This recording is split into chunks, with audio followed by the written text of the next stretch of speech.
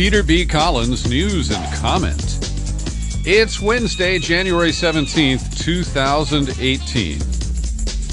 Lots of news to comment on today. Thanks for clicking here at peterbcollins.com or any one of our multitude of outlets. And I don't know about you, but it seems to me that in addition to all the other chaotic stuff that's going on, there does appear to be a concerted effort to get Julian Assange.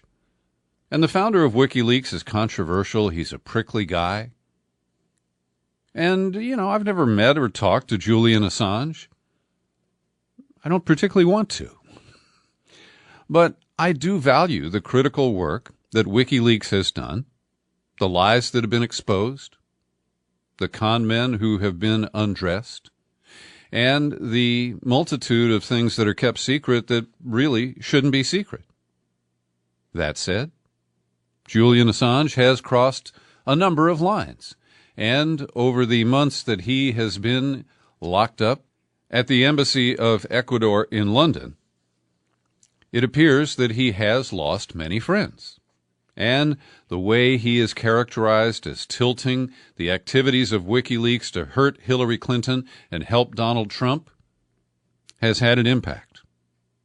And I still don't know how WikiLeaks got a hold of the trove of information that we were told was stolen by Russia from DNC servers and delivered to WikiLeaks. We don't have any factual evidence to support that at this point. And the insider leak scenario, whether it was Seth Rich or anybody else, to me, is much more compelling and has some evidence behind it as compared with the overarching Trump-Russia narrative.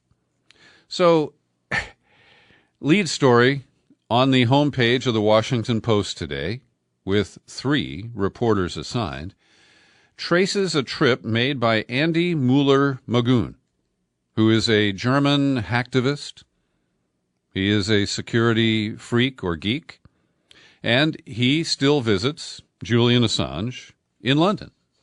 And so as he arrived at Heathrow Airport, the reporters pick him up, and they describe in great detail his history with Assange, the people who used to be part of WikiLeaks who have peeled away.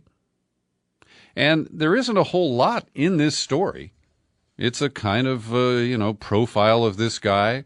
And the bottom line is that it portrays Julian Assange as a man without a country, a man without any friends, who is increasingly isolated.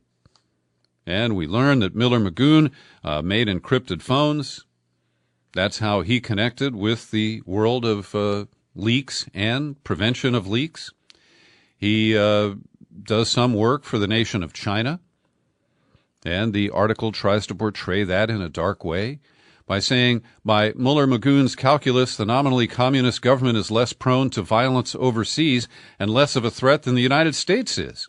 They don't have the wish to apply their standards to the rest of the planet or have others dance to their music. So there's a big difference. And the tone of this article implies that you're crazy if you think he's right. Go ahead, call me crazy. I think it's pretty factually evident that China does suppress communication inside the country. We don't have any evidence that they have traced hackers or leakers, chased them around the world, or conducted some of the jaw-dropping activities like American intelligence does. And it reveals that WikiLeaks really is just Julian Assange. Are you shocked by that? I'm not. So I view this as just an effort to fill the news cycle with anti-WikiLeaks information. You could call it propaganda. One of the curious notes they make is that WikiLeaks has some cash on hand, and at one point, their Bitcoin cache, or archive, if you will, was worth about $25 million. They claim $18 million today, and I have a new report saying that Bitcoin has dropped by another 50% in value. And I don't pretend to understand cryptocurrencies and why Bitcoin went way up and is now dropping like a rock. But it does affect the fortunes of WikiLeaks. The other story published today by Spencer Ackerman, the man who I followed from Wired to The Guardian. Wasn't he at The Intercept for a while? I'm not sure about that. He's at the Daily Beast now. And together with Kevin Paulson, he writes a piece about the board fight, the struggle, inside the board of the Freedom of the Press Foundation, which is based here in San Francisco. Now, it was founded after PayPal and others cut off fund transfers to WikiLeaks at the behest of the Hillary Clinton State Department back in, about 2012. And the Freedom of the Press Foundation's explicit purpose, as it was founded, was to facilitate support of WikiLeaks because there was this wall that was created by corporate entities supporting the U.S. government. And the article describes the discomfort of Zenny Jardin, a journalist and a free speech advocate and a founding member of the Freedom of the Press Foundation board.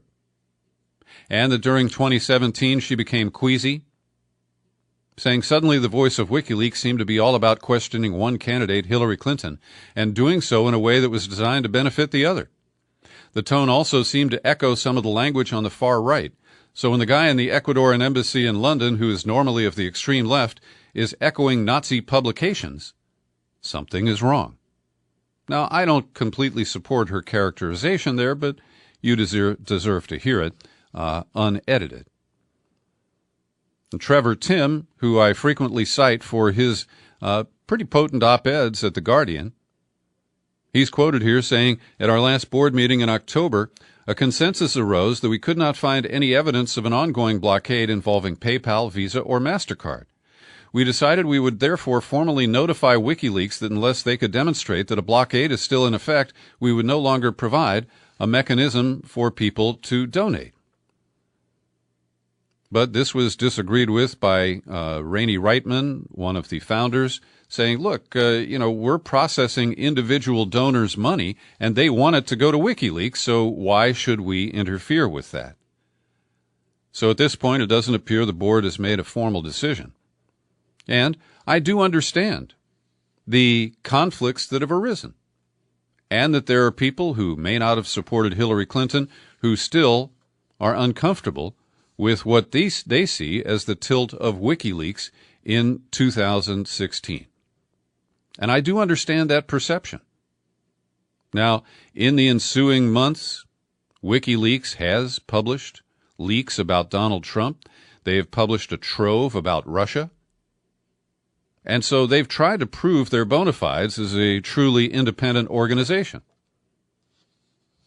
And I have my own doubts about Assange, his stability, and the kind of venomous approach that he takes to his work.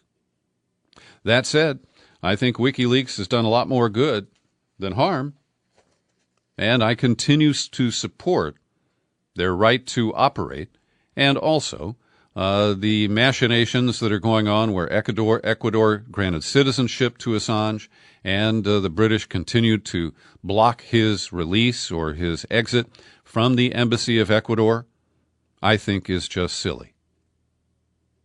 But one of the reasons that the British government maintains the lockup of Julian Assange is that powerful people like the Clintons are freshly pissed at WikiLeaks for a recent exposure of an email from the former head of the Clinton Foundation, Doug Band, describing how Chelsea Clinton used, quote, resources of the Clinton Foundation for her wedding to Mark Mesvinsky. And this has produced a very carefully crafted non-denial denial from the former president himself. And Bill Clinton tweeted, "No Clinton Foundation funds dedicated to Haiti or otherwise were used to pay for Chelsea's wedding. It's not only untrue, it's a personal insult to me, to Hillary, and to Chelsea and Mark." But the language in the Doug Band email did not say funds. It said resources. And I honestly can't tell you exactly what that covers. But resources can include a lot of non-cash items. And So I'm very suspicious of the denial that Bill Clinton, the guy who parsed what the meaning of is, when he was testifying before the grand jury back in, 98 or 99? Yeah, he's really good at the spin thing. And so there's a little bit more here that deserves to be disclosed. And that is that Doug Band wrote that Chelsea's new husband, Mark Mezvinsky, basically trolled donors to the Clinton Foundation to participate in a hedge fund that he was starting. And he set up a bunch of poker nights and invited people who had donated to the foundation. This drew the attention of Doug Band. And he said the entire plan of his has been to use this for his business. And he accuses Chelsea of doing the same thing, making phone calls to Clinton Foundation donors and inviting them to events hosted by her husband. And there is also the curious coincidence that a former Haitian government official who was set to expose the Clinton Foundation's misdeeds in Haiti shot himself in the head at a Miami motel just about a week before he was supposed to testify. And his name was Eberwein, Klaus Eberwein. And according to the medical examiner, cause of death, gunshot to the head, registered as a suicide. He was a fierce critic, and he had served as Director General of the Haitian government's Economic Development Agency. He said at a protest in 2016, the Clinton Foundation, they are criminals, they are thieves, they are liars, they are a disgrace. We mentioned yesterday as our lead story that Chelsea Manning is planning to run to challenge Democratic Senator Ben Cardin in Maryland, and that Rachel Maddow had not found room in her program in between Russia reports to mention this. That continued. I watched Rachel's show again last night. Not a word about Chelsea Manning, even a critical one, about her plan to run. And I'm linking in the show file to today's podcast to the commentary from Kevin Gostola. I don't think anybody knows Chelsea Manning or the Bradley Manning court-martial better than Kevin. He covered every minute of it. He live blogged it. He did reports for my podcast on a regular basis.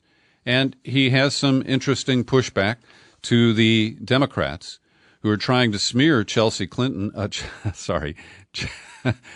Manning by linking her to Russia and because of WikiLeaks. I mean, it is so, it's bullshit.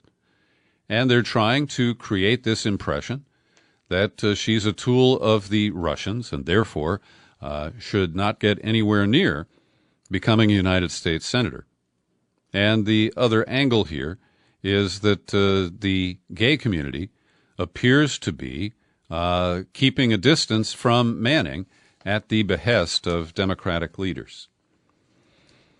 My friend Jason Leopold did a difficult interview with me a couple of months ago after I criticized his work at BuzzFeed in a couple of articles, one about the CrowdStrike consultant who claims he's the one who determined that it was Russian hackers with the GRU, Cozy Bear, who were responsible for the intrusion at the DNC's network. And I criticized Jason and his work because I felt that there were no public sources, they were all anonymous, that were the basis for his article, and that he didn't ask the key question of the CrowdStrike consultant, hey, what about Bill Binney's theory that this was not a Russian hack or a hack by anybody, but an insider leak?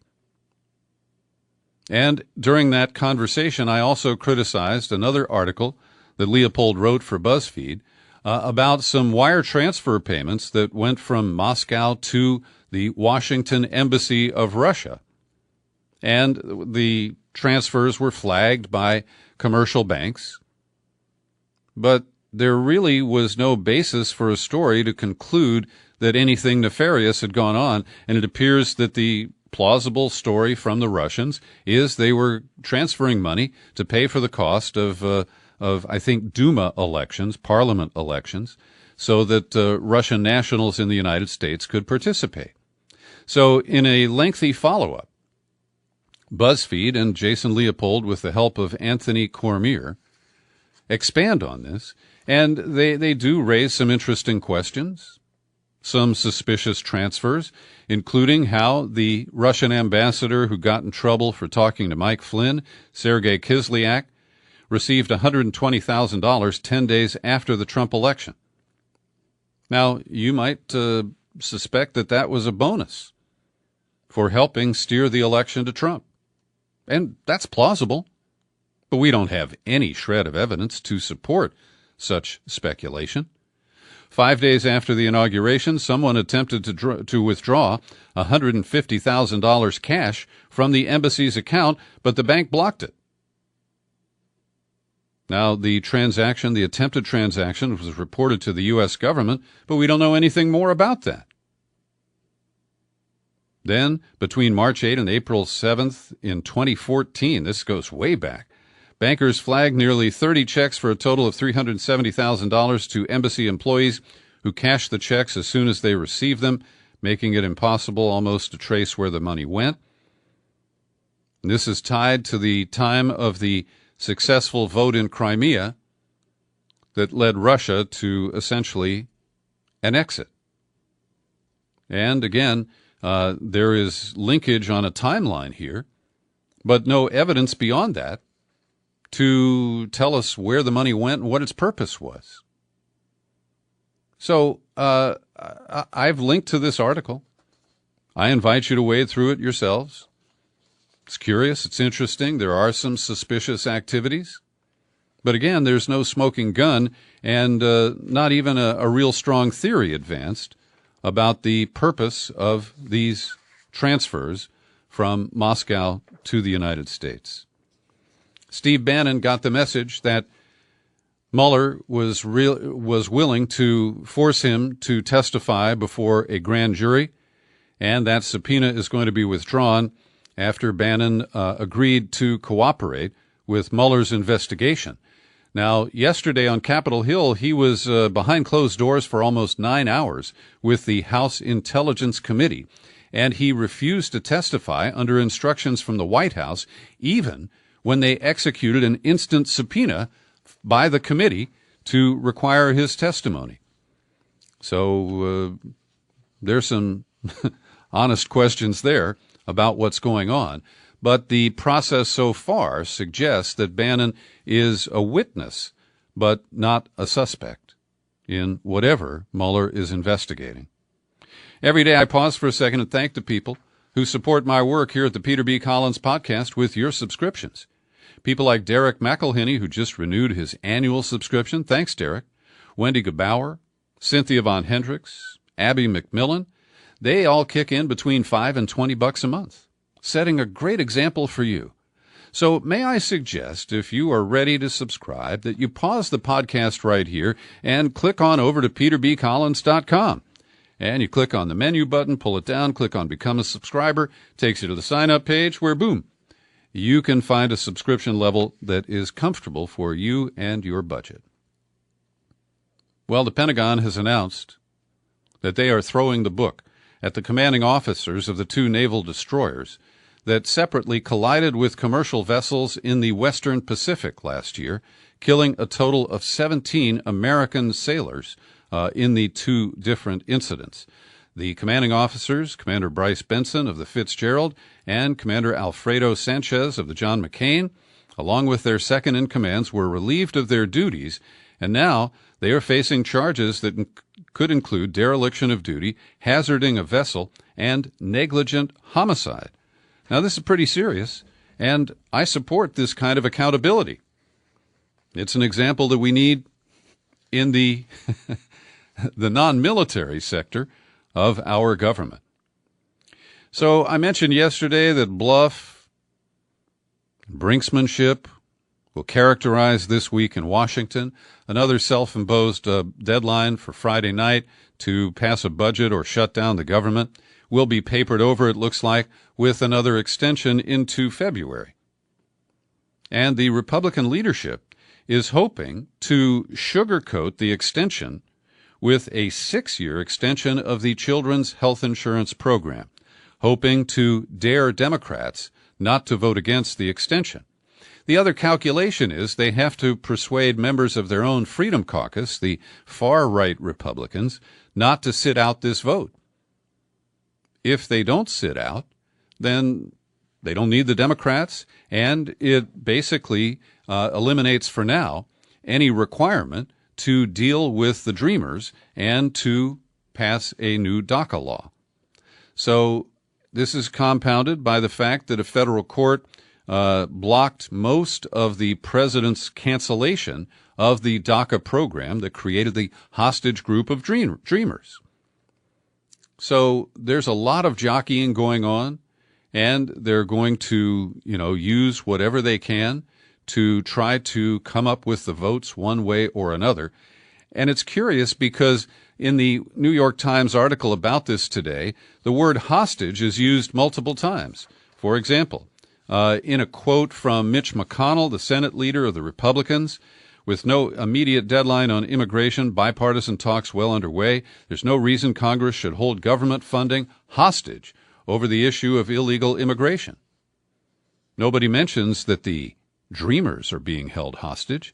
But then we have Steny Hoyer, the Democratic whip in the House. We want to keep the government open, but we're not going to be held hostage to do things that we think are contrary to the best interests of the nation. And I think I got one more hostage reference. Oh, it's from Orrin Hatch. And he claims that because of the tax cuts that were rammed through in December that also repealed the individual mandate under Obamacare, that this gives them the financial headroom to game the budget and push a long-term chip extension across the finish line. Orrin Hatch says we must stop holding chip hostage. And again, my point is the real hostage group are the Dreamers. I think I should say is there. Sorry. I don't have a script, I just ad-lib this, and sometimes my verbs don't match my subject. But you know exactly what I mean. So last week we reported on the fact that Democrats provided the margin of victory in the House on the 6-year extension with 0 amendments of the FISA law that permits widespread surveillance of Americans' international communications. And yesterday, actually it was last evening in the Senate, 18 Democrats did the same thing, guaranteeing that the final bill will pass without amendment. And in a moment, we're going to name names of the courageous Democrats who voted against this pile of dung. But with the 18 Democrats and 41 Republicans, plus Angus King, the independent from Maine, this bill is going to pass and, of course, will enable the president, who all of these 18 Democrats, almost to a person, believe will be abused by Donald Trump. That's right. They suspect him of being against the intelligence agencies that use these legal tools, and that he, of course, is lying about the Russia investigation. He may be. And he certainly is covering up something. I don't preclude that for a moment. But the idea that Democrats facing Trump in office because they won't impeach him, they won't attempt to impeach him, would extend this extreme power for surveillance is really mind-boggling. So the list is a little long here, but I'm going to name the 38 members of the United States Senate who voted against the extension without amendment of the FISA law. Baldwin of Wisconsin, Bennett of Colorado, Blumenthal of Connecticut, Booker of New Jersey, Brown of Ohio, Cantwell, Washington, Cardin of Maryland. Maybe he would have voted for it if Chelsea Manning hadn't challenged him. Coons of Delaware, Cruz of Texas, Daines, Republican of Montana, Durbin of Illinois, Gardner, Republican from Colorado, Gillibrand of New York, Harris of California, I'm happy to see that, Heinrich of New Mexico, Heller, Republican, Nevada, Hirono, Hawaii, Kane, Virginia, Leahy, Vermont, Lee, Republican of Utah, Markey, Massachusetts, Menendez, that's a surprise, New Jersey, Merkley of Oregon, Moran, Republican of Kansas, Murkowski, Republican of Alaska, Murphy, of Connecticut, Murray of Washington, Paul of Kentucky, the Republican, Sanders of Vermont, Independent, Schatz, Democrat of Hawaii, Schumer, that's a surprise, Smith of Minnesota, she's the replacement for Al Franken, Stabenow of Michigan, Tester of Montana, thanks, Big John, you vote with the Republicans far too often, Udall of New Mexico, Van Hollen of Maryland, Warren of Massachusetts, Wyden of Oregon. And McCain is ill in Arizona, also the Republican Sullivan of Alaska. Those are the two who did not vote to sell away our Fourth Amendment rights. Actually, they just gave them away. Sell is too strong. Trevor Aronson at The Intercept exposes how the Trump administration put together a misleading report intended to support the Muslim travel ban. And the data was released yesterday and trumpeted by Jeff Sessions and others. And I will link to the story so you can get the details for yourselves. But essentially, they fudge the numbers on the characterized domestic terrorism convictions and try to make the claim that Muslims from outside the United States are the biggest pool of offenders, when in fact, if you really strip it out, that the number one country where these people convicted of alleged domestic terrorism came from is called the United States of America. While we're dealing with spin and bullshit, based on a misleading interpretation of different polls by his favorite TV show, Fox and Friends, Trump tweeted today, unemployment for black Americans is the lowest ever recorded. Trump approval ratings with black Americans has doubled. Thank you, and it will get even much better. Now, this is on the heels, of course, of his shithole comment last week aimed at Africans and people from Haiti and El Salvador. And it's half false and half misleading, according to a fact-check article at the New York Times. So the survey divided male blacks and female blacks in the poll. But then Fox News just lumped those together, declared an average, and compared it to the 2016 exit polls for Donald Trump. Now, this is apples and uranium. It's not apples and oranges or anything even close. It's just ridiculous, and that is the world we occupy these days. Jared Kushner, the crown prince of the Trump administration, has been trying to put together a plan to address criminal sentencing, to try to remove the box you have to check if you're an ex-felon, and a few other smart ideas to reform our criminal justice system. But he's hit a wall, so to speak, and that wall is Jeff Sessions. Because last Thursday there was a discussion about all this held with Trump at the White House. I believe it was after the shithouse session. And curiously, the plans to change sentencing laws were deleted from the agenda. And it's been learned by Vice News that Jared Kushner had to delete that in order to get Jeff Sessions to attend the meeting. Shows you how serious they are about that kind of reform. A former CIA officer suspected by investigators of helping China dismantle U.S. spying operations in China and identify our assets has been arrested at JFK. Jeffrey Chun Xing Lee, age 53, has been under investigation apparently since 2012. Some intelligence officials believe that a mole inside the CIA was exposing informants, or that China had hacked CIA's covert communications with its assets. Lee left the CIA back in 2007, has been living in Hong Kong, working for a well-known auction house. He came back to the U.S. in 2012. They searched his luggage, found some notebooks with classified information. And the information in the books apparently related to meetings between CIA informants and undercover agents, some of whom have been killed or imprisoned by the Chinese. We're probably going to hear a bit more about this guy and the CIA's effort at keeping secrets and protecting its spies suffers another serious blow. Many people are aware that Woody Allen has long been accused by his children, Dylan Farrow and her brother Ronan, of sexually mistreating Dylan when she was a child.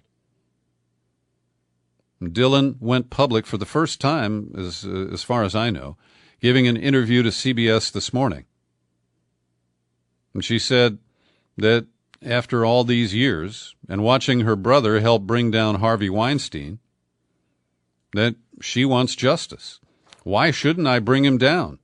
Referring to Woody Allen. Why shouldn't I be angry, be hurt? Why shouldn't I feel some sort of outrage that after all these years being ignored and disbelieved and tossed aside? And apparently Ronan is now willing to sit for a deposition or some other interview to advance some sort of an investigation into Woody Allen. I was hoping to avoid reporting on the Stormy Daniels encounter with Donald Trump. It is salacious and, it's pretty disgusting, actually. Stormy Daniels is the porn star who reportedly was given $130,000 in hush money to keep quiet. But she is busting through that and gave an interview to In Touch Weekly, which we expect to be released soon. The interview is described as filled with cringe-worthy details. Daniels says that sex with Trump was textbook generic. She expresses regret for ever having an affair. She said, "I actually don't even know why I did it. But I do remember while we were having sex, I was like, please, don't try to pay me." And the publication says they verified her account with 2 sources and a polygraph test. And finally today, there's a lot of discussion out there about Trump's physical and the upbeat report that came from White House physician Ronnie Jackson. He even, Trump volunteered. He insisted on taking a cognitive test, and the doctor says that he came through it with an excellent result.